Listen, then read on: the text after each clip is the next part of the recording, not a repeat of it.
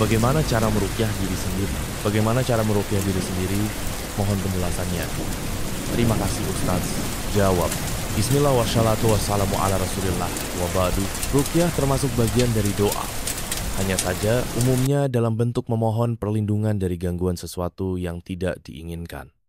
Baik penyakit batin atau fisik, Ibnul Atsir mengatakan, warraqiyah al-audhatati yarka biha sahabul afaq al-hama was-sar'a wa ghair dzalika minal afat. Ruqyah adalah doa memohon perlindungan yang dibacakan untuk orang yang sedang sakit, seperti demam, kerasukan, atau penyakit lainnya. An-Nihayah fi Gharib al-Atsar 254.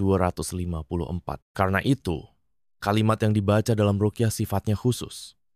Sementara doa lebih umum mencakup semua bentuk permohonan.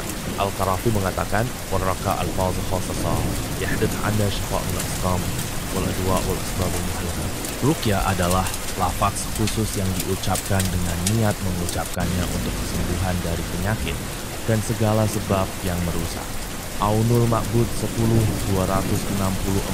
Karena itu, prinsip dari ruqyah adalah membaca ayat Al-Quran atau doa-doa dari hadis dengan niat untuk melindungi diri dari penyakit dalam diri kita, baik fisik maupun non-fisik. Disinilah kita bisa membedakan antara ruqyah dengan membaca Al-Quran biasa.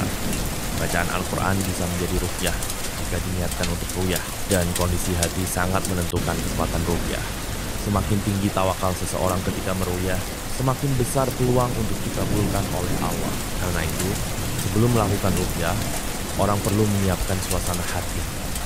Tanamkan tawakal kepada Allah dan perbesar husnudzan berbaik sangka bahwa Allah akan menyembuhkannya. Apa yang bisa dilakukan? Ada beberapa adab yang bisa Anda lakukan ketika hendak meruqyah. 1. Berwudu terlebih dahulu, karena ketika membaca kalimat thayyibah dianjurkan dalam keadaan suci.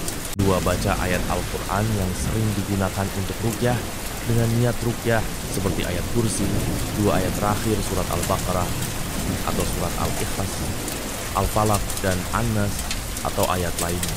3. Bisa juga dengan menggunakan doa yang pernah diajarkan Nabi Shallallahu Alaihi Wasallam. 4.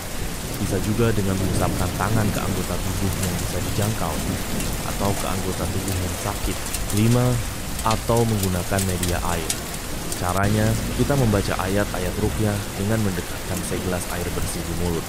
Selesai baca, air diminum. 6. Selanjutnya, tawakal kepada Allah. Beberapa praktek ruqyah diri sendiri. Rasulullah Shallallahu Alaihi Wasallam mengajarkan kepada kita beberapa doa dan ruqyah yang bisa kita baca ketika sakit. Di antaranya, pertama, doa ketika ada bagian anggota tubuh yang sakit. Caranya, 1. Letakkan tangan di bagian tubuh yang sakit. 2. Baca bismillah 3 kali. 3. Lanjutkan dengan membaca doa berikut 7 kali. A'udzu bi'izzatillahi wa qudratihi min syarri ma ajidu wa uhadiru. A'udzu bi'izzatillahi wa qudratihi min syarri ma ajidu wa uhadiru. Aku berlindung dengan keperkasaan Allah dan kekuasaannya dari kejelekan yang aku rasakan dan yang aku khawatirkan. Dalilnya dari Utsman bin Abil Ash radhiyallahu anhu bahwa beliau mengadukan rasa sakit di badannya kepada Rasulullah Shallallahu Alaihi Wasallam. Lalu Rasulullah Shallallahu Alaihi Wasallam menyuruhnya, letakkanlah tanganmu di atas tempat yang sakit dari tubuhmu. Lalu beliau ajarkan doa.